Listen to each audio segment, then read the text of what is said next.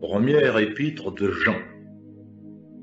Ce qui était dès le commencement, ce que nous avons entendu, ce que nous avons vu de nos yeux, ce que nous avons contemplé et que nos mains ont touché concernant la parole de la vie. Et la vie a été manifestée, et nous avons vu, et nous déclarons, et nous vous annonçons la vie éternelle qui était auprès du Père et qui nous a été manifestée. Ce que nous avons vu et entendu, nous vous l'annonçons, afin que vous aussi, vous ayez communion avec nous. Or, notre communion est avec le Père et avec son Fils Jésus-Christ.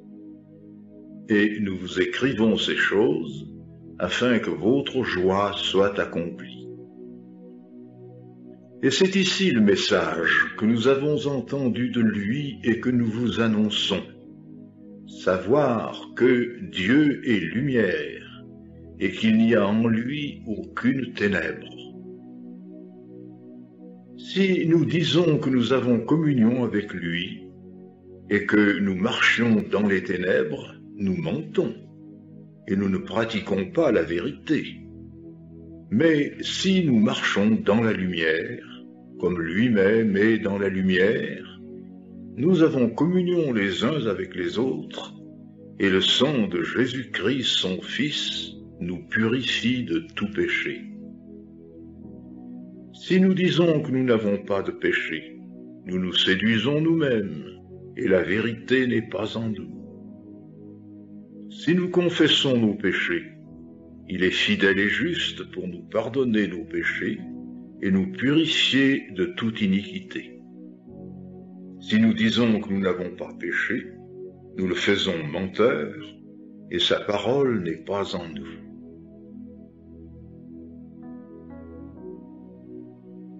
Chapitre 2.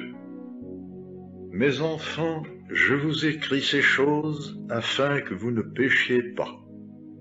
Et si quelqu'un a péché, nous avons un avocat auprès du Père, Jésus-Christ le juste. Et lui est la propitiation pour nos péchés, et non pas seulement pour les nôtres, mais aussi pour le monde entier. Et par ceci, nous savons que nous le connaissons, savoir si nous gardons ses commandements. Celui qui dit « je le connais » et qui ne garde pas ses commandements est menteur, et la vérité n'est pas en lui. Mais quiconque garde sa parole, en lui l'amour de Dieu est véritablement consommé. Par cela, nous savons que nous sommes en lui. Celui qui dit demeurer en lui doit lui-même aussi marcher comme lui a marché. Bien-aimés, je ne vous écris pas un commandement nouveau, mais un commandement ancien que vous avez eu dès le commencement. Le commandement ancien est la parole que vous avez entendue. Encore une fois, je vous écris un commandement nouveau, ce qui est vrai en lui et en vous, parce que les ténèbres s'en vont et que la vraie lumière luit déjà. Celui qui dit être dans la lumière et qui hait son frère est dans les ténèbres jusqu'à maintenant. Celui qui aime son frère demeure dans la lumière et il n'y a point en lui d'occasion de chute. Mais celui qui hait son frère est dans les ténèbres et il marche dans les ténèbres et il ne sait où il va parce que les ténèbres ont aveuglé ses yeux. Je vous écris, enfants, parce que vos péchés vous sont pardonnés par son nom. Je vous écris, Père, parce que vous connaissez celui qui est dès le commencement. Je vous écris, jeunes gens, parce que vous avez vaincu le méchant. Je vous écris, petits enfants, parce que vous connaissez le Père. Je vous ai écrit, Père, parce que vous connaissez celui qui est dès le commencement. Je vous ai écrit, jeunes gens, parce que vous êtes forts, mais que la parole de Dieu demeure en vous et que vous avez vaincu le méchant. N'aimez pas le monde, ni les choses qui sont dans le monde. Si quelqu'un aime le monde, l'amour du Père n'est pas en lui, parce que tout ce qui est dans le monde, la convoitise de la chair et la convoitise des yeux et l'orgueil de la vie, n'est pas du Père, mais est du monde. Et le monde s'en va et sa convoitise, mais celui qui fait la volonté de Dieu demeure éternellement. Petits enfants, c'est la dernière heure, et comme vous avez entendu que l'Antichrist vient, maintenant aussi il y a plusieurs antichrists. Par quoi nous savons que c'est la dernière heure? Ils sont sortis du milieu de nous, mais ils n'étaient pas des nôtres, car s'ils eussent été des nôtres, ils fussent demeurés avec nous. Mais c'est afin qu'ils fussent manifestés comme n'étant aucun d'eux des nôtres. Et vous, vous avez l'onction de la part du Saint, et vous connaissez toutes choses. Je ne vous ai pas écrit parce que vous ne connaissez pas la vérité, mais parce que vous la connaissez, et qu'aucun mensonge ne vient de la vérité. Qui est le menteur, sinon celui qui nie que Jésus est le Christ? Celui-là est l'Antichrist, qui nie le Père et le Fils. Quiconque nie le Fils n'a pas non plus le Père. Celui qui confesse le Fils a aussi le Père. Pour vous, que ce que vous avez entendu dès le commencement demeure en vous. Si ce que vous avez entendu dès le commencement demeure en vous, vous aussi, vous demeurerez dans le Fils et dans le Père. Et c'est ici la promesse que lui nous a promise, la vie éternelle. Je vous ai écrit ces choses touchant ceux qui vous égarent. Et pour vous, l'onction que vous avez reçue de lui demeure en vous, et vous n'avez pas besoin que personne vous enseigne. Mais, comme la même onction vous enseigne à l'égard de toutes choses, et qu'elle est vraie et n'est pas mensonge, et selon qu'elle vous a enseigné, vous demeurerez en lui. Et maintenant, enfants, demeurez en lui, afin que, quand il sera manifesté, nous ayons de l'assurance et que nous ne soyons pas couverts de honte de par lui à sa venue. Si vous savez qu'il est juste, sachez que quiconque pratique la justice est né de lui.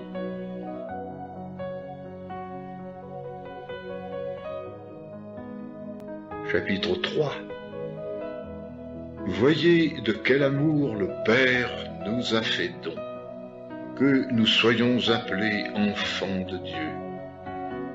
C'est pourquoi le monde ne nous connaît pas, parce qu'il ne l'a pas connu.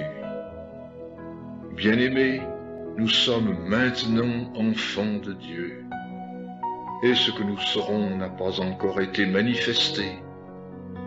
Nous savons que quand il sera manifesté, nous lui serons semblables, car nous le verrons comme il est. Et quiconque a cette espérance en lui se purifie comme lui est pur. Quiconque pratique le péché pratique aussi l'iniquité, et le péché est l'iniquité. Et vous savez que lui a été manifesté afin qu'il ôtât nos péchés, et il n'y a point de péché en lui. Quiconque demeure en lui ne pêche pas. Quiconque pêche ne l'a pas vu ni ne l'a pas connu. Enfants, que personne ne vous égare. Celui qui pratique la justice est juste, comme lui est juste.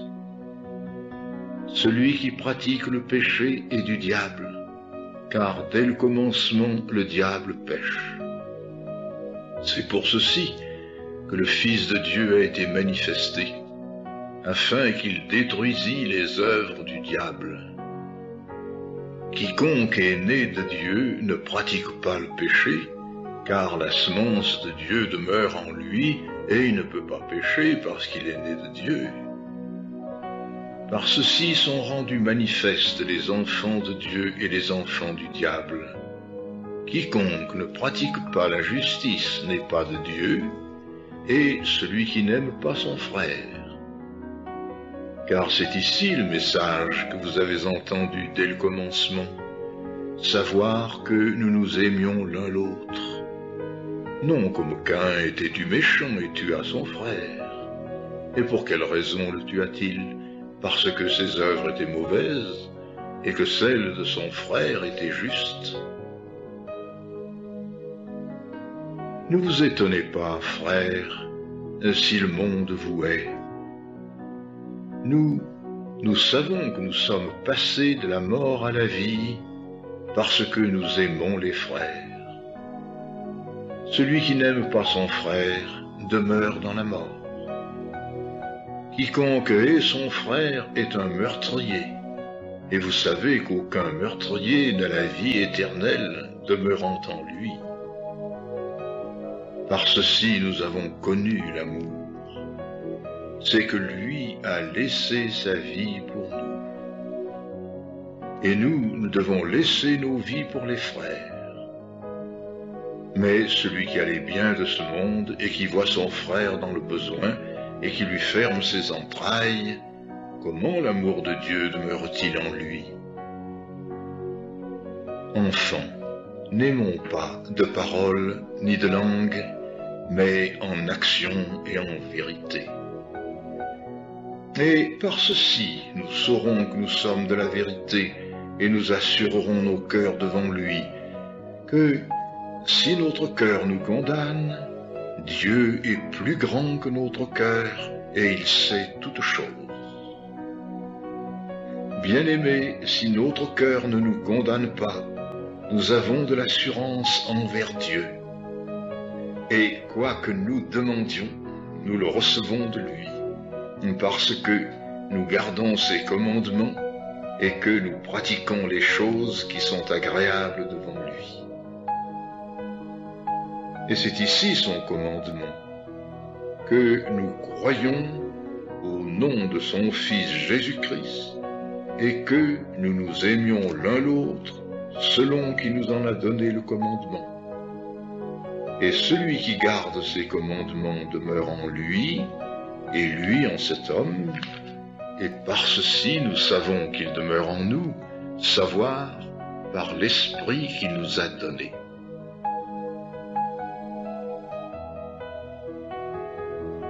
Chapitre 4.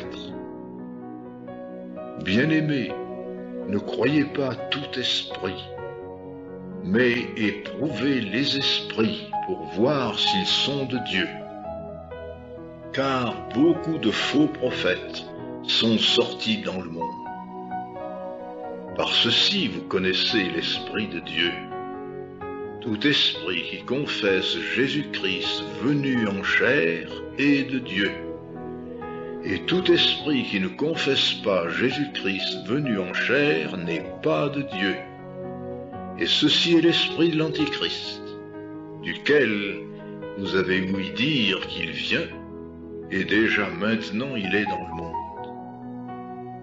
Pour vous, enfants, vous êtes de Dieu, et vous les avez vaincus, parce que celui qui est en vous est plus grand que celui qui est dans le monde. Pour eux, ils sont du monde. C'est pourquoi ils parlent selon les principes du monde, et le monde les écoute. Nous sommes de Dieu. Celui qui connaît Dieu nous écoute. Celui qui n'est pas de Dieu ne nous écoute pas. À cela, nous connaissons l'esprit de vérité et l'esprit d'erreur.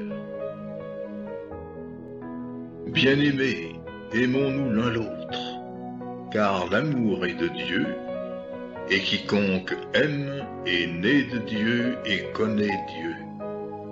Celui qui n'aime pas n'a pas connu Dieu, car Dieu est amour. En ceci a été manifesté l'amour de Dieu pour nous, c'est que Dieu a envoyé son Fils unique dans le monde, afin que nous vivions par lui. En ceci est l'amour, non en ce que nous ayons aimé Dieu, mais en ce que lui nous aima, et qu'il envoya son Fils pour être la propitiation pour nos péchés. Bien-aimés, si Dieu nous aima ainsi, nous aussi nous devons nous aimer l'un l'autre. Personne ne vit jamais Dieu. Si nous nous aimons l'un l'autre, Dieu demeure en nous et son amour est consommé en nous. Par ceci, nous savons que nous demeurons en lui et lui en nous, c'est qu'il nous a donné de son esprit. Et nous avons vu et nous témoignons que le Père a envoyé le Fils pour être le sauveur du monde. Quiconque confessera que Jésus est le Fils de Dieu, Dieu demeure en lui et lui en Dieu. Et nous avons connu et cru l'amour que Dieu a pour nous. Dieu est amour, et celui qui demeure dans l'amour demeure en Dieu et Dieu en lui. En ceci est consommé l'amour avec nous, afin que nous ayons toute assurance au jour du jugement. C'est que, comme il est lui, nous sommes nous aussi dans ce monde. Il n'y a pas de crainte dans l'amour, mais l'amour parfait chasse la crainte, car la crainte porte avec elle du tourment, et celui qui craint n'est pas consommé dans l'amour. Nous l'aimons parce que lui nous a aimés le premier. Si quelqu'un dit « j'aime Dieu » et qu'il haïsse son frère, il est menteur, car celui qui n'aime pas son frère qu'il voit, comment peut-il aimer Dieu qu'il ne voit pas? Et nous avons ce commandement de sa part, que celui qui aime Dieu aime aussi son frère.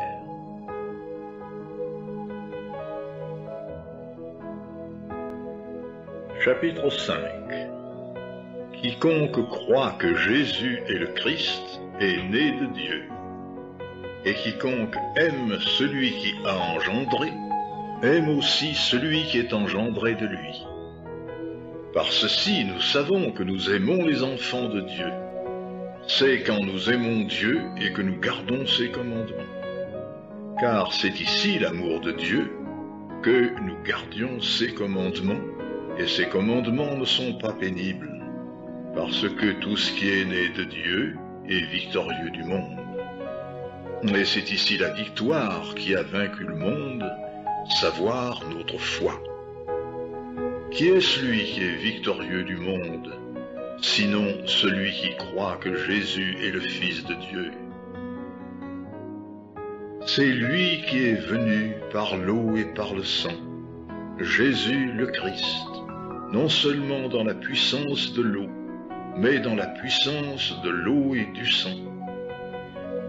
Et c'est l'Esprit qui rend témoignage, car l'Esprit est la vérité. Car il y en a trois qui rendent témoignage, l'Esprit et l'eau et le sang, et les trois sont d'accord pour un même témoignage. Si nous recevons le témoignage des hommes, le témoignage de Dieu est plus grand, car c'est ici le témoignage de Dieu qu'il a rendu au sujet de son Fils. Celui qui croit au Fils de Dieu a le témoignage au-dedans de lui-même. Celui qui ne croit pas Dieu l'a fait menteur, car il n'a pas cru au témoignage que Dieu a rendu au sujet de son Fils. Et c'est ici le témoignage. que Dieu nous a donné la vie éternelle, et cette vie est dans son Fils. Celui qui a le Fils a la vie, celui qui n'a pas le Fils de Dieu n'a pas la vie. Je vous ai écrit ces choses afin que vous sachiez que vous avez la vie éternelle, vous qui croyez au nom du Fils de Dieu. Et c'est ici la confiance que nous avons en lui, que si nous demandons quelque chose selon sa volonté, il nous écoute. Et si nous savons qu'il nous écoute, quoi que ce soit que nous demandions, nous savons que nous avons les choses que nous lui avons demandées. Si quelqu'un voit son frère pécher dans le péché qui ne soit pas à la mort, il demandera pour lui, et il lui donnera la vie, savoir à ceux qui ne péchent pas à la mort. Il y a un péché à la mort. Pour ce péché-là, je ne dis pas qu'il demande. Toute iniquité est péché, et il y a tel péché qui n'est pas à la mort. Nous savons que quiconque est né de Dieu ne pêche pas, mais celui qui est né de Dieu se conserve lui-même, et le méchant ne le touche pas.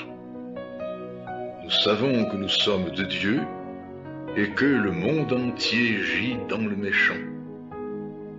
Or nous savons que le Fils de Dieu est venu, et il nous a donné une intelligence afin que nous connaissions le véritable. Et nous sommes dans le véritable, savoir dans son Fils Jésus-Christ. Lui est le Dieu véritable et la vie éternelle. Enfants, gardez-vous des idoles.